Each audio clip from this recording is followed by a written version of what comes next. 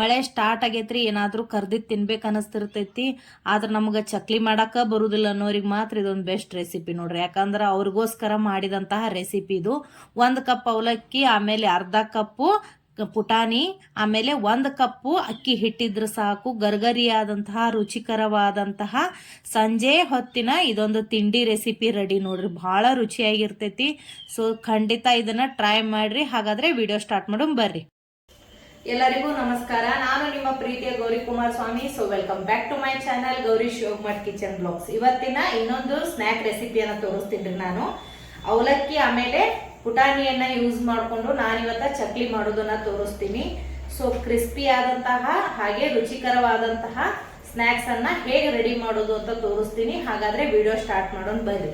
ಯಾರೆಲ್ಲ ಹೊಸದಾಗಿ ನನ್ನ ಚಾನಲ್ ಅನ್ನ ನೋಡಾತಿಲ್ಲ ದಯವಿಟ್ಟು ನನ್ನ ಚಾನಲ್ ಅನ್ನ ಸಬ್ಸ್ಕ್ರೈಬ್ ಮಾಡಿ ಪೂರ್ತಿ ವಿಡಿಯೋ ನೋಡ್ರಿ. ಅದೇ ರೀತಿ ಬೆಲ್ ಐಕಾನ್ ಅನ್ನ ಒತ್ತಿ. ಹಾಗೆ ಒತ್ತಿದಾಗ ಮಾತ್ರ ನಾನು ಹಾಕುವಂತಹ ಹೊಸ ಹೊಸ ವಿಡಿಯೋಗಳ ನೋಟಿಫಿಕೇಶನ್ ನಿಮಗೆ ಬರ್ತಾವು. ಅದೇ ರೀತಿ ನನ್ನ ಇನ್ಸ್ಟಾಗ್ರಾಮ್ ಪೇಜು ಫೇಸ್ಬುಕ್ ಪೇಜ್ ಅನ್ನ ಫಾಲೋ ಮಾಡ್ರಿ. ಹಾಗಾದ್ರೆ ವಿಡಿಯೋ ಸ್ಟಾರ್ಟ್ ಮಾಡೋಣ ಬರ್ರಿ. ಮೊದಲಿಗೆ ನಾನಿಲ್ಲೇ 1 ಕಪ್ ಅವಲಕ್ಕಿಯನ್ನ ತಗೊಂಡಿದ್ದೀನಿ. ಆಮೇಲೆ ಅರ್ಧ ಕಪ್ನಷ್ಟು ಪುಟಾಣಿಯನ್ನ ತಗೊಂಡಿದ್ದೀನಿ. 1 ಕಪ್ನಷ್ಟು ಅಕ್ಕಿ ಹಿಟ್ಟನ್ನ ತಗೊಂಡಿದ್ದೀನಿ. ಆಮೇಲೆ ರುಚಿಗೆ ತಕ್ಕಷ್ಟು ಉಪ್ಪನ್ನ ತಗೊಂಡಿದ್ದೀನಿ. ಸ್ವಲ್ಪ ಅಜವಾಯಿನ, ಆಮೇಲೆ ಬಿಳಿ ಎಳ್ಳು, ಖಾರ ಪುಡಿ ಅಂದ್ರ ಒಣ ಮೆಣಸಿನಕಾಯಿ ಪುಡಿಯನ್ನ ತಗೊಂಡಿದ್ದೀನಿ ಖಾರಕ್ಕೋಸ್ಕರ. ಸೊ ನಾನಿಲ್ಲಿ 1 ಕಪ್ ಅವಲಕ್ಕಿ, ಆಮೇಲೆ ಅರ್ಧ ಕಪ್ನಷ್ಟು ಪುಟಾಣಿಯನ್ನ ಇದನ್ನ ಗ್ರೈಂಡರ್ಗೆ ಹಾಕೊಂಡ್ ಬರ್ತೀನಿ. ಅವಲಕ್ಕಿಯನ್ನ ಗ್ರೈಂಡರ್ಗೆ ಹಾಕೊಂಡ್ಬಿಡೋಣ್ರಿ.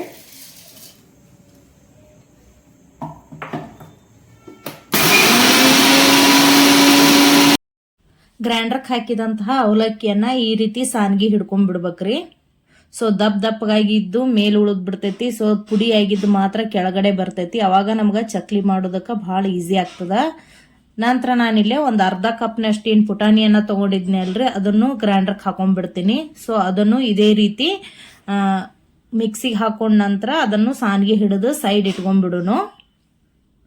ನಂತರ ಎರಡನ್ನೂ ನಾನಿಲ್ಲೇ ಒಂದೇ ಕಪ್ನಲ್ಲಿ ಹಾಕೊಂಡ್ಬಿಡ್ತೀನಿ. ನಂತರ ನಾನು ಗ್ಯಾಸ್ ಮೇಲೆ ಇಲ್ಲೇ ಒಂದು ಕಡಾವಂಗಿಯನ್ನು ಇಟ್ಕೊಂಡಿನ್ರಿ. ನೀವು ಯಾವ್ದು ಕಪ್ಪಿನ್ಲಿತ್ರ ಅಳತಿ ಮಾಡಿರ್ತಿರಲ್ಲ ಅದೇ ಕಪ್ಪಿನೊಳಗ ನಾವಿಲ್ಲೇ 2 ಕಪ್ನಷ್ಟು ನೀರನ್ನ ಹಾಕೊಳಕತ್ತೀನಿ. ನಂತರ 1 ಸ್ಪೂನ್ನಷ್ಟು ಒಣ ಮೆಣಸಿನ್ಕಾಯಿ ಪುಡಿಯನ್ನ ಹಾಕೊಳತ್ತೀನಿ. ನಿಮ್ಗೆ ಖಾರ ಹೆಚ್ಚಿಗೆ ಬೇಕಾದ್ರೆ ನೀವು ಹೆಚ್ಚಿಗೆನೂ ಹಾಕೋಬಹುದು. ನಾನಿಲ್ಲೇ ಮಕ್ಕಳಿಗೋಸ್ಕರ ಮಾಡೋದ್ಲಿತ್ರ ಸ್ವಲ್ಪ ಖಾರ ಕಡಿಮೆನ ಹಾಕ್ತೀನಿ. ಆಮೇಲೆ ರುಚಿಗೆ ತಕ್ಕಷ್ಟು ಉಪ್ಪನ್ನ ಹಾಕೋತೀನಿ. ನಂತರ ಬಿಳಿ ಎಳ್ಳನ್ನ ಹಾಕೋತೀನಿ. ಚಕ್ಲಿಗೆ ನೀವು ಎಳ್ಳು ಎಷ್ಟು ಹಾಕ್ತಿರಲ್ರಿ ಅಷ್ಟು ರುಚಿಯಾಗಿರ್ತೈತಿ. ನಂತರ ನಾನಿಲ್ಲೇ ಅಜ್ವಾಯಿನನ್ನ ಕೈಯಲ್ಲಿ ಈ ರೀತಿ ತಿಕ್ಕಿ ಹಾಕೊಳಕತ್ತೀನಿ. ಸೊ ನಂತರ ಇದನ್ನ ಒಂದು ಸ್ವಲ್ಪ ಒಂದು ಕುದಿ ಬರುವವರೆಗೂ ಬಿಡಬೇಕು. ನಂತರ ನಾನಿಲ್ಲೇ 1 ಕಪ್ನಷ್ಟು ಅಕ್ಕಿ ಹಿಟ್ಟನ್ನು ಮಿಕ್ಸ್ ಮಾಡ್ಕೋತೀನಿ. ಅಷ್ಟು ಅಂದ್ರೆ ನಾವು ಗ್ರೈಂಡರ್ಕೇನು ಹಾಕಿದ್ವಿ ಅಲ್ರಿ ಅವಲಕ್ಕಿ ಪುಡಿ, ಆಮೇಲೆ ಪುಟಾಣಿ ಹಿಟ್ಟಿನ ಪುಡಿ, ಅಕ್ಕಿ ಹಿಟ್ಟು ಮೂರನ್ನು ಮಿಕ್ಸ್ ಮಾಡ್ಕೊಳಕತ್ತೀನಿ ನಾನಿಲ್ಲೇ. ಸೊ ಒಂದು ಕುದಿ ಬಂದ ನಂತರ ಈ ತರ ನಾವು ಹಾಕಿಬಿಡ್ಬೇಕು. ಅಕ್ಕಿ ಹಿಟ್ಟನ್ನ, ಪುಟಾಣಿ ಹಿಟ್ಟು, ಅವಲಕ್ಕಿ ಮತ್ತು ಅವಲಕ್ಕಿ ಹಿಟ್ಟನ್ನ ಹಾಕಿ ಇಲ್ಲೇ ಮಿಕ್ಸ್ ಮಾಡ್ಕೊಂಡ್ಬಿಡ್ಬೇಕು ನೀರ್ನ್ಯಾಗ. ಆದಷ್ಟು ಸಣ್ಣ ಉರಿ ಒಳಗೆ ಇಟ್ಕೊಂಡ ಈ ತರ ಮಿಕ್ಸ್ ಮಾಡ್ಕೊಂಡ್ರಿ, ಇಲ್ಕಂದ್ರೆ ಕೆಳಗಡೆ ಹೊತ್ತಿ ಬಿಡ್ತೈತಿ. ಸೊ ನಾನು ಗ್ಯಾಸನ್ನ ಸಣ್ಣಗಿಟ್ಟ ಇಲ್ಲೇ ಮಿಕ್ಸ್ ಮಾಡಾಕತ್ತೀನಿ. ಸೊ ಚಲೋತ್ನಾಗಿ ಆಲ್ರೆಡಿ ನೀರು ಕುದ್ದೈತಲ್ರಿ, ಒಂದ್ಸಲ ಮಿಕ್ಸ್ ಆದ್ರೆ ಸಾಕು. ಗ್ಯಾಸನ್ನ ಆಫ್ ಮಾಡ್ಕೊಂಡ್ಬಿಡೋಣ. ಈ ತರ ಒಂದು ಚಮಚನ ತಗೊಂಡ ಆದಷ್ಟು ಈ ತರ ನೀವು ಮಿಕ್ಸ್ ಮಾಡ್ಕೊಳ್ಳೋ ಪ್ರಯತ್ನ ಮಾಡ್ರಿ. ನೋಡ್ರಿ ಇದೇ ತರ. ಸೊ ನಾ ಈಗ ಗ್ಯಾಸನ್ನ ಆಫ್ ಮಾಡ್ಕೊಂಡಿದ್ದೀನಿ. ಇದನ್ನ ಒಂದು ಪ್ಲೇಟಿಗೆ ಹಾಕೊಂಡ್ಬಿಡ್ತೀನಿ. ಸೊ ಸ್ವಲ್ಪ ಆರ್ಬೇಕ್ರಿ, ಇದು ಭಾಳ ಸುಡಾಕತೈತಿ. ಆರಿದ ನಂತರ ನೀವು ರೊಟ್ಟಿನ ಯಾವ ತರ ನಾದ್ತಿರಲ್ರಿ ಹಿಟ್ಟು, ಅದೇ ತರ ನಾದ್ಕೋಬೇಕಾಗ್ತದ. ಸೊ ಒಂದ್ಸಲ ಚಲೋತ್ನಾಗ ನಾದ್ಕೊಂಡ್ರೆ ಸಾಕು, ಚಕ್ಲಿ ಭಾಳ ಚಂದ ಬರ್ತಾವ್ರಿ. ನೋಡ್ರಿ ಇದೇ ತರ ನಾದ್ಕೋಬೇಕು. ನಂತರ ನಮ್ಮ ಕಡೆ ಏನು ಚಕ್ಲಿ ಸಾಚ ಇರ್ತೈತಲ್ರಿ ಅದನ್ನ ತಗೊಂಡು ನಾವು ಗ್ಯಾಸನ್ನ ಆನ್ ಮಾಡಿಬಿಡೋಣ್ರಿ. ಸ್ವಲ್ಪ ಎಣ್ಣೆ ಕಾಯ್ಬೇಕಲ್ರಿ, ಅದ್ರೊಳಗೆ ನಾವು ಇಲ್ಲೊಂದು ಸ್ವಲ್ಪ ಚಕ್ಲಿಯನ್ನ ಮಾಡಿಟ್ಕೊಂಡ್ಬಿಡೋನು. ಸೊ ಸ್ವಲ್ಪನೇ ಈ ಥರ ಹಿಟ್ಟನ್ನು ಕೈಯಾಗ ತಗೊಂಡು ಸ್ವಲ್ಪ ಅದನ್ನು ನಾದ್ಕೋತನ ಈಗ ನಾವು ಸಾಚಾಕ್ ಹಾಕೊಂಡ್ಬಿಡೋನು.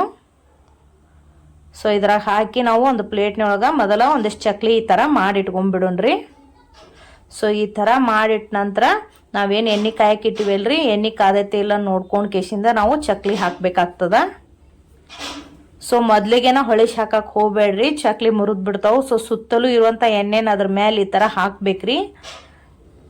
ಆಮೇಲೆ ನಾವು ಇನ್ನೊಂದಿಷ್ಟು ಚಕ್ಲಿ ಮಾಡಿ ಸೈಡ್ ಇಟ್ಕೊಂಡ್ಬಿಡೋನು. ಸೊ ಕೆಳಗಡೆ ಪೂರ್ತಿ ಬೇಯುವವರೆಗೂ ನೀವು ಚಕ್ಲಿ ಹೊಟ್ಟೆ ಹೊಳಿಸಿ ಹಾಕಕ್ಕೆ ಹೋಗಬೇಡ್ರಿ. ಒಂದು ಸಲ ಕೆಳಗಡೆ ಪೂರ್ತಿ ಬೇಯ್ದಿಂದ ನಾವು ಚಕ್ಲಿನ ಹೊಳಿಸಿ ಹಾಕ್ಬಿಡೋಣ ಈ ಥರ ನೋಡ್ರಿ. ಅಂದಾಗ ಮಾತ್ರ ಚಕ್ಲಿ ಚಂದ ಬರ್ತಾವ್ರಿ. ಸೊ ಯಾರಿಗೆಲ್ಲ ಚಕ್ಲಿ ಮಾಡೋದಕ್ಕೆ ಬರೋದಿಲ್ಲ ಅಂತಿರಲ್ಲ, ಇದನ್ನು ಒಮ್ಮೆ ಟ್ರೈ ಮಾಡಿರಿ, ನಿಮಗೆ ಖಂಡಿತ ಚಕ್ಲಿ ಮಾಡಕ್ಕೆ ಬರ್ತೈತಿ. ಸೊ ರೆಸಿಪಿ ಮಾಡೋದು ಭಾಳ ಸರಳ ನೋಡ್ರಿ. ಇದು ನಿಮಗೂ ಇಷ್ಟ ಆಗ್ತದ. ಆಮೇಲೆ ಹೇಗಿತ್ತು ಅಂತ ನನಗೆ ಕಮೆಂಟ್ ಮೂಲಕ ತಿಳಿಸಿ ಹೇಳ್ರಿ. ನೀವು ಒಂದು ವೇಳೆ ನೀವು ಸೈಡ್ ಮಾಡೋದು ಸ್ಲೋ ಆಗ್ತದಂದ್ರೆ ಈ ಥರ ಡೈರೆಕ್ಟ್ ಎಣ್ಣೆ ಒಳಗನ ಚಕ್ಲಿನ ಈ ಥರ ಬಿಟ್ಬಿಡ್ಬೋದು ನೋಡ್ರಿ. ಇದೇ ಥರ ಹಿಟ್ಟು ಭಾಳ ಇದ್ದಾಗ ಇದು ಅವಸರಾಗ್ತದ್ರಿ. ಈ ಥರ ಮಾಡಿದ್ರೆ ಮಾಡಿ ಒಂದು 2 ನಿಮಿಷ ಅದು ಕೆಳಗಡೆ ಚಂದ ಚಲೋತ್ನಾಗಿ ಬೇಯ್ದ ಕುಳನ ನಾವು ಹೊಳಿಸಿ ಹಾಕ್ಬಿಡೋಣಂತ. ಇದನ್ನು ಈ ಥರ ಮ್ಯಾಲ ಸ್ವಲ್ಪ ಎಣ್ಣೆ ಹಾಕಿ ಒಂದು 5 ನಿಮಿಷ ಈ ಥರ ಬಿಟ್ಬಿಡೋಣ್ರಿ. ಆಮೇಲೆ ಹೊಳಿಸಿ ಹಾಕಿ ತೆಗೆದ್ರೆ ಚಕ್ಲಿ ರೆಡಿ ನೋಡ್ರಿ. ಯಾರಿಗೆಲ್ಲ ಈ ರೆಸಿಪಿ ಇಷ್ಟ ಆಯ್ತಲ್ರಿ ದಯವಿಟ್ಟು ನನ್ನ ಚಾನಲನ್ನು ಸಬ್ಸ್ಕ್ರೈಬ್ ಮಾಡಿರಿ, ವಿಡಿಯೋನ ಲೈಕ್ ಮಾಡಿರಿ, ಶೇರ್ ಮಾಡಿರಿ, ಕಮೆಂಟ್ ಮಾಡಿರಿ, ಹೇಗಿತ್ತು ಅಂತ ನನಗೆ ತಿಳಿಸ್ರಿ. ಸೊ ರುಚಿಕರವಾದಂತಹ ಹಾಗೂ ಕ್ರಿಸ್ಪಿಯಾದಂತಹ ಅವಲಕ್ಕಿ ಪುಟಾಣಿ ಕಾಳಿನ ಚಟ್ನಿ ರೆಡಿ. ಸೊ ಅವಲಕ್ಕಿ ಯೂಸ್ ಮಾಡಿಕೊಂಡು ಪುಟಾಣಿಯನ್ನು ಯೂಸ್ ಮಾಡಿಕೊಂಡು ಮಾಡಿದಂತಹ ಚಕ್ಲಿ ತುಂಬಾ ರುಚಿಯಾಗಿದೆ, ಹಾಗೆ ಕ್ರಿಸ್ಪಿಯಾಗಿದೆ.